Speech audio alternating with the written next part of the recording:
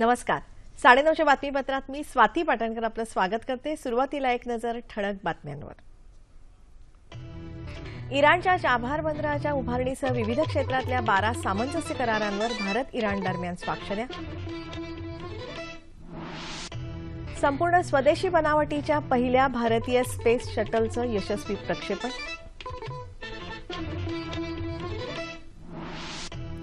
कांद्याला चांगला भाव मिळावा यासाठी शेतकऱ्यांचा कांदा खरेदी करण्याचा प्रयत्न राज्य सरकार करणार. भाजपा प्रदेशाध्यक्ष रावसाहेब दानवे. नीट संदर्भात केंद्रीय आरोग्यमंत्री जे.पी. नड्डा यांनी आज केली राष्ट्रपतींसोबत चर्चा. शीना बोरा हत्या प्रकरणी आरोपी पीटर मुखर्जीचा जामीन मुंबई सत्र न्यायालयानं आज दुसऱ्यांदा फेटाळला. झिम्बाब्वे आणि वेस्ट इंडिज दौऱ्यासाठी भारतीय संघ जाहीर. काही खेळाडूंना विश्रांती तर काही नव्या चेहऱ्यांना संधी.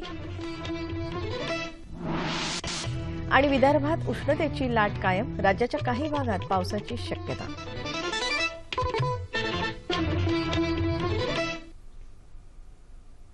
आणि आता सविस्तर वृत्त. पंतप्रधान नरेंद्र मोदी यांच्या उपस्थितीत भारत, इराण आणि अफगाणिस्तान यांच्या दरम्यान त्रिपक्षीय परिवहन आणि संक्रमण मार्गिका वापरासंबंधीच्या करारावर आज स्वाक्षऱ्या करण्यात आल्या. या करारामुळे तीनही देशांच्या व्यापार संबंधांना नवीन दिशा मिळणार आहे, असं प्रतिपादन पंतप्रधान मोदी यांनी यावेळी केलं. तत्पूर्वी इराणच्या चाबहार बंदराच्या उभारणीसह विविध क्षेत्रातल्या 12 सामंजस्य करारांवर आज तेहरान इथे भारत आणि इराण या उभय देशांनी स्वाक्षऱ्या केल्या. सुमारे 13 वर्षांपासून रखडलेल्या चाबहार बंदराच्या विकासामुळे उभय देशांच्या सहसंबंधांचं नवं पर्व सुरू होणार आहे. दहशतवादाच्या विरोधात ठाम उभं राहण्याचा निर्धारही यावेळी करण्यात आला. आज स्वाक्षऱ्या झालेल्या करारांद्वारे संस्कृती, विज्ञान तंत्रज्ञान, ग्रंथालयशास्त्र, एक्झिम बँका, ऊर्जा, संदेशवहन आदी क्षेत्रात भारत आणि इराण दरम्यान सहकार्याला नवी दिशा मिळू शकेल. पंतप्रधान मोदी यांनी आज भारताच्या इराणबरोबरच्या संबंधांना उजाळा देत 2001च्या गुजरात भूकंपाच्या वेळी इराणनं केलेल्या मदतीबद्दल कृतज्ञता व्यक्त केली. आपण मनाने एकत्र आल्यावर काशी आणि काशान यांच्यातलं अंतर मिटून जाईल अशा अर्थाच्या गालिबच्या ओळी उद्धृत करत पंतप्रधानांनी आपल्या भाषणाचा समारोप केला. तत्पूर्वी पंतप्रधान मोदी यांचं तेहरानमध्ये पारंपरिक पद्धतीनं स्वागत करण्यात आलं. त्यानंतर मोदी यांनी इराणचे राष्ट्रपती हसन रुहानी यांची भेट घेतली. उभय नेत्यांमध्ये विविध मुद्द्यांवर विस्तृत चर्चा झाली. दरम्यान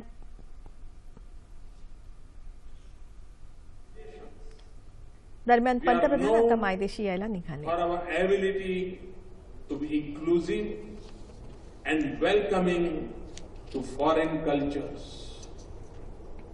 Our contacts have not just refined our own cultures. They have also contributed to the growth of moderate and tolerant societies globally.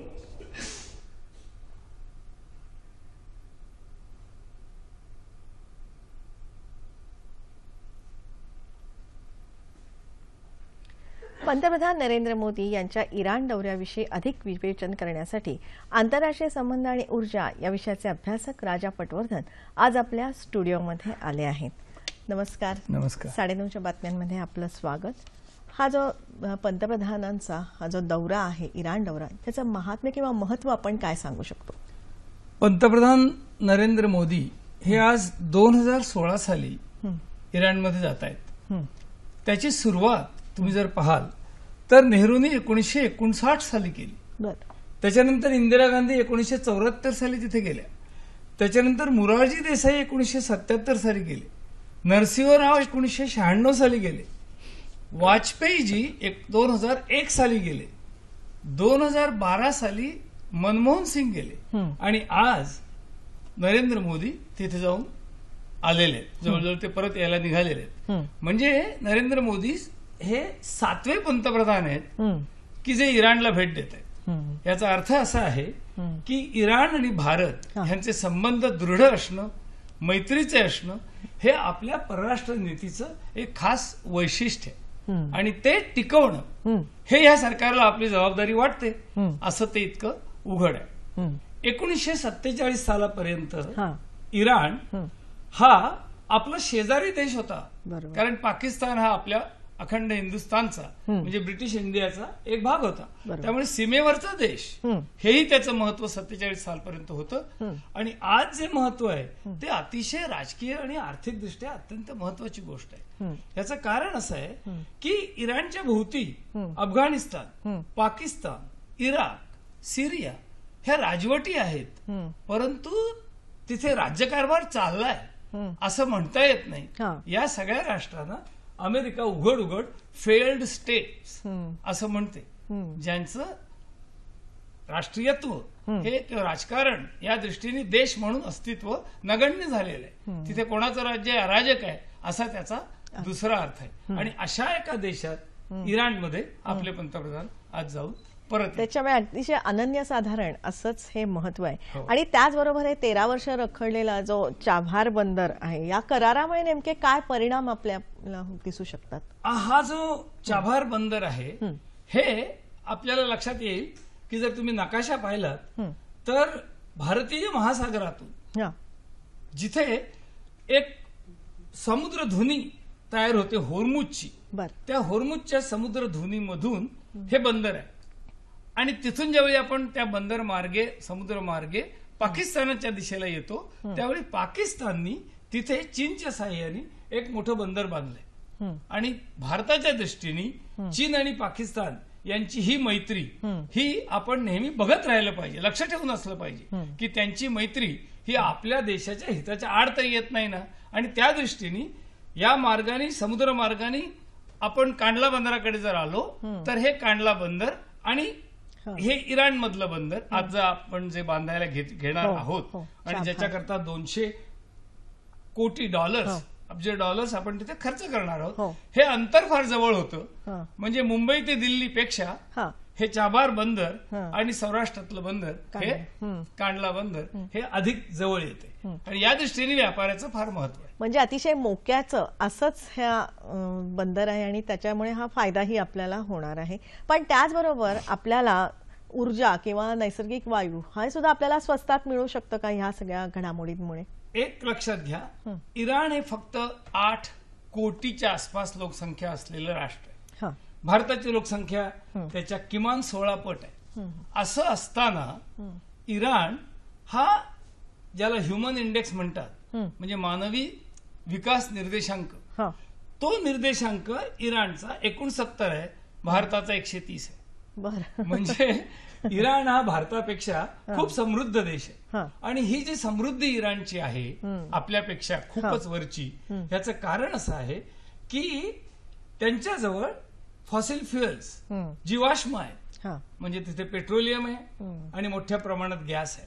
किती आहे तर जगातलं जवळजवळ 3 नंबरचं राष्ट्र आहे किंवा तो गॅसमध्ये समृद्ध आहे. आणि इराण हे जगातलं 7व्या नंबरचं राष्ट्र आहे की ज्यांच्याजवळ प्रचंड प्रमाणात खनिज आहे. आणि खनिज आणि गॅस म्हणजे खनिज तेल आणि गॅस याची भारताला अत्यंत गरज आहे. 80% खनिज आपण आयात करतो, गॅस तर आपल्याकडे फारसा मिळतच नाही. आणि या दोन्ही ऊर्जेची साधनं इराणच्या बरोबर जर आपण मैत्रीचा करार केला तर भारताला खूपच त्याचा आर्थिक फायदा होणार आहे. हे त्याचं खास वैशिष्ट्य आहे. तुम्ही म्हणालात स्वस्त मिळेल का? स्वस्त मिळायचं तर कारण असं आहे, हे जे बंदर आपण तिथे बांधायला घेतोय ते करमुक्त असेल. ते जर करमुक्त असेल तर काही एक प्रमाणात ड्युटी त्याच्यावरती पडणार नाही. परंतु तेलाच्या किमती ही जगामध्ये एकटं इराण ठरवत नाही. तेलाच्या किमतीचं एक वेगळं राजकारण आहे आणि त्या राजकारणाच्या बरोबर भूगोल पण येतो. आणि जर युद्ध वगैरे परिस्थितीजन्य परिस्थिती अशी तयार झाली नाही, युद्धजन्य परिस्थिती, तर तेलाचे भाव हे वर खाली होतात. 144 वरून आता 48 वर, मध्यंतरी 28 वर गेलो होतो. तर ह्या सगळ्या घडामोडींच्याकडे इराण हा भारताचा एक अतिशय जवळचा असा व्यापारी मित्र देश म्हणून त्याला अत्यंत महत्वाचं स्थान. म्हणजे वेगवेगळ्या इतरही गोष्टींच्या व्यापारातल्या वाढण्याच्या संधी या करारामुळे नक्कीच मिळणार आहे. निश्चितच. आणि याचबरोबर इतर पण जे 12 सामंजस्य करार झाले त्याविषयी आपण काय सांगू शकतो? आधी व्यापाराच्या संदर्भात आपण लक्षात घेतलं पाहिजे, ऊर्जेचं आपलं परावलंबित्व कमी व्हायला इराण मधला गॅस, इराण मधलं ऑइल जे गेली 5-6 वर्ष बंद आहे. इराणवरती अमेरिकेने जे व्यापारी निर्बंध लादले ते 2011 साली अंमलात आले, 2016 साली जानेवारीमध्ये ते उठले. आता ते उठल्यानंतर भारताचा आणि इराणचा व्यापारी संबंध हा केवळ तेलापुरता नाहीये. तेल हे एक महत्वाचं जरूर आहे. आपल्याकडून तांदूळ इराण घेतं, अन्य पदार्थ इराण घेतं आणि अशा पदार्थांमुळे भारताचा सगळाच व्यापार हा इराण बरोबरचा वाढेल. आणि सांस्कृतिक दृष्ट्या जर विचार करायचा झाला तर आशिया खंडातले 3 प्रमुख मानवी संस्कृती होत्या. एक भारतीय संस्कृती, एक चीनी संस्कृती आणि तिसरी एक पर्शियन संस्कृती. त्यामुळे हा एक संबंध आशिया खंडातला एक पट्टा सांस्कृतिक दृष्ट्या, व्यापारी दृष्ट्या, राजकीय दृष्ट्या जर मित्रत्वाचे संबंध झाले तर जागतिक शांततेला ती एक अत्यंत आवश्यक अशी गोष्ट आहे. वा. पण मग आता आपल्या ह्या मैत्रीचा एक नवं पर्व सुरू झालेलं आहे असं आपण म्हणू शकतो. त्याचा जगाच्या राजकारणावरती किंवा आपल्या भारतावर किंवा इराण नेमके काय काय परिणाम होऊ शकतात? एक परिणाम अगदी नक्की होईल तो असा की भारताचं तेलावरचं अवलंबित्व थोडंसं कमी होईल. म्हणजे तो एक भारताला आर्थिक फायदा होईल. दुसरं एक राजकारणी दृष्ट्या लक्षात घ्या, इराणचं नाव काय हो? इराण हा इस्लामिक रिपब्लिक आहे. बर. म्हणजे तो मुस्लिम बहुसंख्य असलेला देश आहे. किती मुस्लिम बहुसंख्या? 99.4 इतकी मुस्लिम लोकसंख्या आहे. आणि उरलेले अन्य ख्रिश्चन वगैरे अन्य धर्मीय लोक आहेत. म्हणजे जवळजवळ आपण म्हणू शकतो 100% मुस्लिम असा तो देश आहे. बरं, मुस्लिम इस्लामिक देश आहे हे ते स्वतःच म्हणतात, परंतु निवडून येणारा अध्यक्ष आहे आणि त्या अध्यक्षाच्या वरती एक धर्मसंस्था आहे तिथे, तोही त्याचा प्रमुख आहे. असा तो सांस्कृतिक दृष्ट्या जरासा वेगळा देश आहे. आता हा जो वेगळा देश आहे इराण, तर इराण मधलं इस्लामिक त्यांचं राष्ट्र हे शिया आहे का सुन्नी आहे हे पाहायला पाहिजे. तो शियांचा देश आहे. तर पाकिस्तानमध्ये थोडेसे शिया आहेत, भारतात थोडेसे शिया आहेत आणि सुन्नी राजवट नसलेला सिरिया हा आता जागतिक युद्धाचा एक केंद्रबिंदू झाल्यासारखा झालेला आहे. रशिया तिथे हल्ले करते, अमेरिका हल्ले करते, इराण त्यांना मदत करतं. अशा प्रकारे युद्धभूमीच्या आसपासचे हे देश आहेत आणि त्यामुळे भारताला या शेजारी देशांच्या बद्दल काळजीपूर्वक राहायला पाहिजे. हे त्याचं राजकीय दृष्ट्या महत्व आहे. किंवा जर का तौलनिक बलाबल बघितलं जगाचं, अमेरिका आहे, रशिया आहे एकीकडे आणि त्याच्यामध्ये इराणचं मुख्याचं स्थान आहे, भारताला नेमकं या सगळ्या गोष्टी कशा फायद्याच्या होणार? असं आहे की पूर्वी भारताने असं ठरवलेलं होतं, जवाहरलाल नेहरूंची, इंदिरा गांधीची जी चालत आलेली आपली परराष्ट्र नीती होती ती कुठच्याही एका गटात आपण सामील व्हायचं नाही. तटस्थ देश म्हणून आपली ओळख होती. आणि आजही भारत असं म्हणत नाही की आम्ही अमेरिकेच्या लष्करी करारात सामील होऊ. आजही आपण असं म्हणत नाही की आम्ही रशिया तर पूर्वीसारखा राहिला नाही, त्याचं विघटन झालं तरी आम्ही अमुक एका लष्करी गटात सामील होऊ असं भारत म्हणत नाही. याचा अर्थ आमचं तटस्थतेचं धोरण जे पूर्वी होतं त्याला आपण पूर्णपणे बगल दिलेली आहे असं काही आपल्याला म्हणता येत नाही. मैत्रीपूर्ण व्यवहार हा संबंध जगभर व्हावा हाच त्या तटस्थतेचा खरा अर्थ होता. आणि युद्ध कुठेही करू नका, शांतता राखा हाच त्या धोरणाचा खरा गाभा होता. पण म्हणजे या मैत्रीमुळे एक तर नवीन सुरुवात झालेली आहे आणि दुसरी गोष्ट दहशतवादाला विरोध करण्यासाठी इराण भारताबरोबर यायला तयार आहे. म्हणजे एकत्र आपण प्रयत्न करू असंही त्यांनी निर्धार व्यक्त केलेला आहे.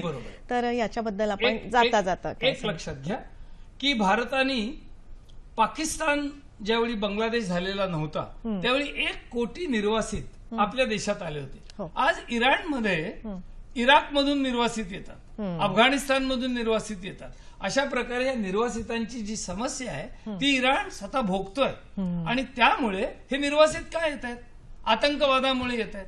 आयसिसचं एक केंद्र अफगाणिस्तानात आहे, पाकिस्तानात आहे की काय माहिती नाही, सिरियामध्ये नक्की आहे. आणि ह्या लढाईच्या वातावरणात आपल्याला जर व्यापार करायचा असेल, सामंजस्याने वागायचं असेल, शांततापूर्ण व्यवहार करायचा असतील तर जगामध्ये कुठेही हा आतंकवाद असता कामा नये. आणि त्या दृष्टीने इराण आणि भारताची मैत्री ही अत्यंत महत्वाची मैत्री आहे. अतिशय सुंदर, परखड आणि खूप चांगले विचार आणि माहिती आपण इथे मांडली, त्याबद्दल अनेक अनेक धन्यवाद. आपण इथे आला, धन्यवाद. नमस्कार. बातम्यांकडे वळूया. चाबहार बंदराच्या विकासामुळे भारत, इराण आणि अफगाणिस्तान यांच्या दरम्यानच्या व्यापार संबंधांना नवीन दिशा मिळणार आहे असं प्रतिपादन केंद्रीय जलवाहतूक मंत्री नितीन गडकरी यांनी तेहरान आकाशवाणीला दिलेल्या विशेष मुलाखतीमध्ये केलं आहे.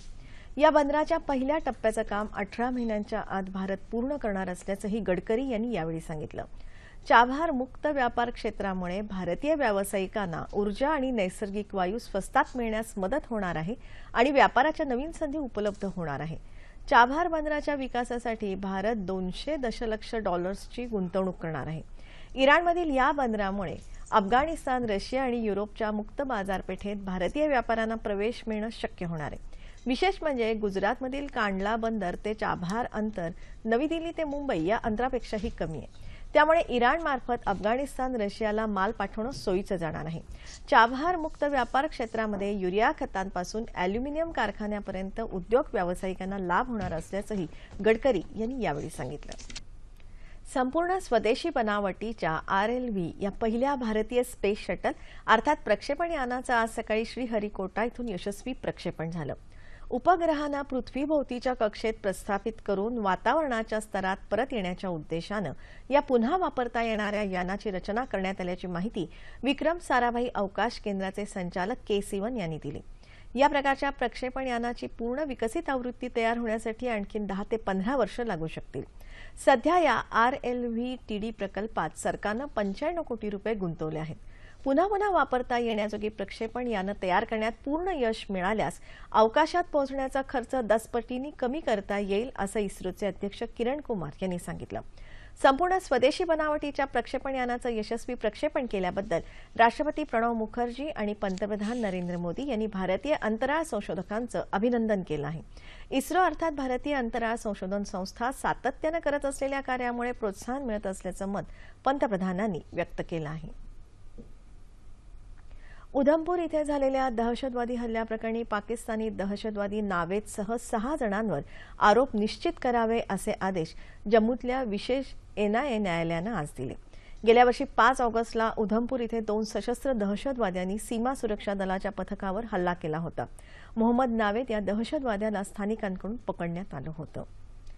राज्यातील अतिदुर्गम भागात राहणाऱ्या महिलेलाही महिला आयोगाच्या माध्यमातून न्याय देण्यासाठी सर्व यंत्रणांनी सहकार्य करण्याचं आवाहन राज्य महिला आयोगाच्या अध्यक्ष विजया रहाटकर यांनी नागपूर इथे आज केलं.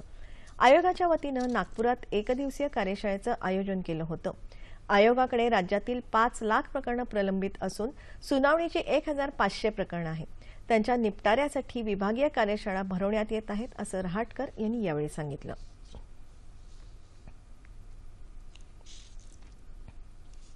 अधिकाधिक केसेस या योग्य दिशेने जाणं, तपास होणं आणि प्रत्यक्षामध्ये त्या गुन्हेगाराला शिक्षा होणं ही आम्हाला एक मोठी एक लिंकच आहे. म्हणजे हे वर्तुळ पूर्ण करावं लागेल तेव्हा हा कायद्याचा धाक निर्माण होणार आहे.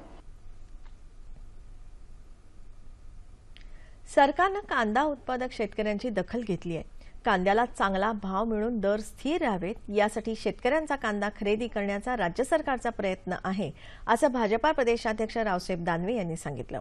केंद्र सरकारला 2 वर्ष पूर्ण होत असल्याच्या पार्श्वभूमीवर मुंबईत आज भाजपाच्या प्रदेश कार्यकारिणीची विशेष बैठक झाली. त्यानंतर घेतलेल्या पत्रकार परिषदेत ते बोलत होते. केंद्र सरकारचा 2 वर्षांचा लेखाजोखा सामान्य नागरिकांपर्यंत पोहोचवण्यासाठी विशेष कार्यक्रम आखण्यात आला असून त्याबद्दल या बैठकीत चर्चा करण्यात आल्याची माहिती दानवे यांनी दिली. 26 मे पासून पंतप्रधान नरेंद्र मोदी या कार्यक्रमाची उत्तर प्रदेशातून सुरुवात करतील. हा कार्यक्रम 15 जूनपर्यंत चालणार आहे.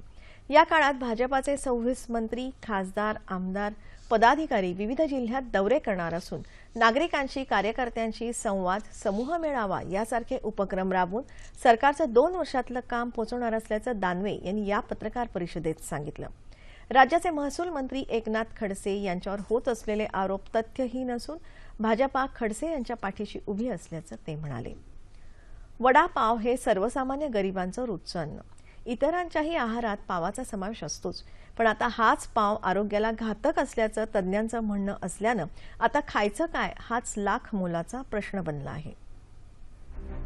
माणसाची सगळी धडपड सुरू असते ती पोटासाठी. काही लोकांना ती जमते तर काहींना मात्र भाकरीचा अर्धा चंद्र शोधताना जिंदगी बर्बाद झाली असा आक्रोश करण्याची पाळी येते. पाव हे तर गरिबांचं पोट भरण्याचं एकमेव साधन. तुमच्याकडे पाव नसेल तर केक खा असा उद्दाम सल्ला फ्रान्सच्या राणीनं दिला आणि जनतेनं संतापून क्रांती घडवून आणली. हाच पाव आपल्या आरोग्याला घातक आहे असं कोणी सांगितलं तर? पण तसंच झालंय खरं. दिल्लीच्या centre for science and environment अर्थात CSE या संस्थेनं देशातल्या नामवंत कंपन्यांच्या पावांची तपासणी केली आणि पोटॅशियम ब्रोमेट आणि पोटॅशियम आयोडेट ही घातक रसायनं त्यात असल्यानं हे पाव आरोग्याला धोकादायक असल्याचं जाहीर केलंय. यामध्ये विविध प्रकारचे पाव, बन पाव आणि पिझ्झासाठी वापरण्यात येणाऱ्या पावाचाही समावेश आहे. या रसायनांना परदेशात बंदी घातली असून भारतात मात्र त्याचा सर्रास वापर सुरू आहे असं CSEचे उपमहासंचालक चंद्रभूषण यांनी म्हटलं आहे. केंद्रीय आरोग्य मंत्रालयानं या प्रकरणी सखोल तपास करावा आणि या घातक रसायनांवर बंदी घालून जनतेच्या आरोग्याला असलेला धोका दूर करावा अशी मागणी त्यांनी केली आहे. नीट परीक्षेसंदर्भात केंद्रीय आरोग्यमंत्री JP नड्डा आणि राष्ट्रपती प्रणव मुखर्जी यांच्यात आज चर्चा झाली. या संदर्भात अध्यादेश काढण्यामागच्या कारणांची माहिती त्यांनी यावेळी राष्ट्रपतींना दिली. या अध्यादेशावर स्वाक्षरी करण्यापूर्वी राष्ट्रपतींनी केंद्र सरकारकडे स्पष्टीकरण मागितलं होतं. अध्यादेश आणण्याचा निर्णय शुक्रवारी मंत्रिमंडळाच्या बैठकीत झाला होता. दरम्यान नीटबद्दल कोणतेही वादविवाद नसल्याचं नड्डा यांनी स्पष्ट केलं आहे. नीट परीक्षा लागू आहेच, मात्र राज्यांचे अभ्यासक्रम, त्यांच्या परीक्षा आणि प्रादेशिक भाषा या संदर्भात काही अडचणी आहेत त्या दूर करण्यासाठी प्रयत्न सुरू आहेत, असंही ते म्हणाले. शीना बोरा हत्या प्रकरणी आरोपी पीटर मुखर्जीचा जामीन अर्ज मुंबई सत्र न्यायालयानं आज दुसऱ्यांदा फेटाळला. 23 मार्चला पीटर मुखर्जीनं जामिनासाठी अर्ज दाखल केला होता. सुनावणी दरम्यान या हत्या प्रकरणात पीटर विरोधात पुरेसे पुरावे असल्याचं सीबीआयच्या वकिलांकडून सांगण्यात आलं. त्याच पार्श्वभूमीवर सीबीआयच्या विशेष न्यायालयाचे न्यायाधीश HS महाजन यांनी पीटर मुखर्जीचा जामीन अर्ज फेटाळला. जम्मू काश्मीरमधल्या कुपवाडा जिल्ह्यात जैश ए मोहम्मदच्या दहशतवाद्यांशी झालेल्या चकमकीत शहीद झालेले नाईक पांडुरंग गावडे यांना आज दुपारी दिल्लीत लष्कराच्या वतीनं मानवंदना देण्यात आली. मध्यरात्री त्यांचा पार्थिव सिंधुदुर्ग जिल्ह्यातल्या आंबोली या त्यांच्या जन्मगावी नेण्यात येणार आहे. त्यानंतर उद्या शासकीय इतमामात त्यांच्या पार्थिवावर अंत्यसंस्कार होणार आहे. शनिवारी दहशतवाद्यांबरोबर तब्बल 9 तास झालेल्या चकमकीत भारतीय जवानांनी 5 दहशतवाद्यांना यमसदनी धाडलं. या चकमकीत 41 राष्ट्रीय रायफल्सचे पांडुरंग गावडे यांच्यासह 2 जण गंभीर जखमी झाले होते. त्यानंतर श्रीनगर इथे त्यांना उपचारासाठी रुग्णालयात दाखल करण्यात आलं असता गावडे यांची प्राणज्योत मालवली. आंबोलीचे सुपुत्र असणारे पांडुरंग गावडे 15 वर्षांपूर्वी लष्करात भरती झाले होते. त्यांच्या निधनानं गावडे कुटुंबासह संपूर्ण गावावर शोककळा पसरली आहे. झिम्बाब्वे आणि वेस्ट इंडिज दौऱ्यासाठी भारतीय क्रिकेट संघ आज जाहीर करण्यात आला. BCCI अर्थात भारतीय क्रिकेट नियामक मंडळाच्या आज मुंबईत झालेल्या बैठकीत संघाची निवड करण्यात आली. झिम्बाब्वे दौऱ्यासाठी महेंद्रसिंग धोनी याच्या नेतृत्वाखालील 16 खेळाडूंचा संघ जाहीर करण्यात आला. विराट कोहली, रोहित शर्मा, शिखर धवन या खेळाडूंना विश्रांती देण्यात आली आहे. या संघात फैजल, जयंत यादव, मनदीप सिंग, यजुवेंद्र चहल या नवीन खेळाडूंचा समावेश करण्यात आला आहे. तर वेस्ट इंडिज दौऱ्यासाठी 17 सदस्यांचा संघ जाहीर करण्यात आला. यामध्ये विराट कोहली, अजिंक्य रहाणे यांचा समावेश करण्यात आला आहे. याशिवाय मनीष पांडे, करुण नायर, अंबाती रायडू, धवल कुलकर्णी, ऋषी धवन यांचाही समावेश संघात करण्यात आला आहे. भारतीय संघ झिम्बाब्वेबरोबर 3 एकदिवसीय आणि 3 T20 सामने खेळणार आहे. त्यानंतर संघ वेस्ट इंडिजबरोबर 4 कसोटी मालिका खेळणार आहे. हवामान. राज्यात विदर्भाच्या काही भागात उष्णतेची लाट कायम असून नागपुरात पाऱ्यानं 45 अंशाचा आकडा पार केला आहे. येत्या 24 तासात कोकणात काही भागात तर मध्य महाराष्ट्र, विदर्भ आणि मराठवाड्याच्या तुरळक भागात पाऊस पडण्याची शक्यता हवामान विभागानं वर्तवली आहे. तापमान अंश सेल्सिअसमध्ये.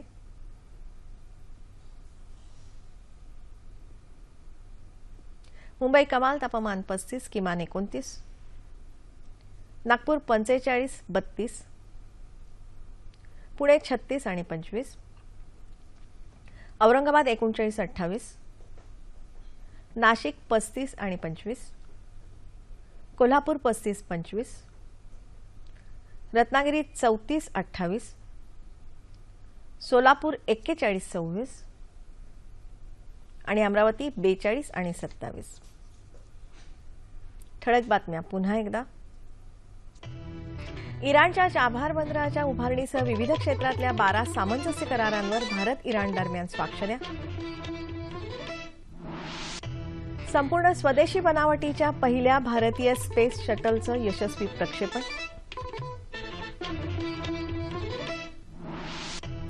कांद्याला चांगला भाव मिळावा यासाठी शेतकऱ्यांचा कांदा खरेदी करण्याचा प्रयत्न राज्य सरकार करणार, भाजपा प्रदेशाध्यक्ष रावसाहेब दानवे.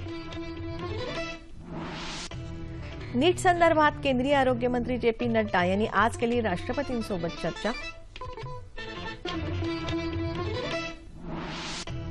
शीना बोरा हत्या प्रकरणी आरोपी पीटर मुखर्जीचा जामीन मुंबई सत्र न्यायालयानं आज दुसऱ्यांदा फेटाळला. झिम्बाब्वे आणि वेस्ट इंडिज दौऱ्यासाठी भारतीय संघ जाहीर. काही खेळाडूंना विश्रांती तर काही नव्या चेहऱ्यांना संधी. आणि विदर्भात उष्णतेची लाट कायम. राज्याच्या काही भागात पावसाची शक्यता.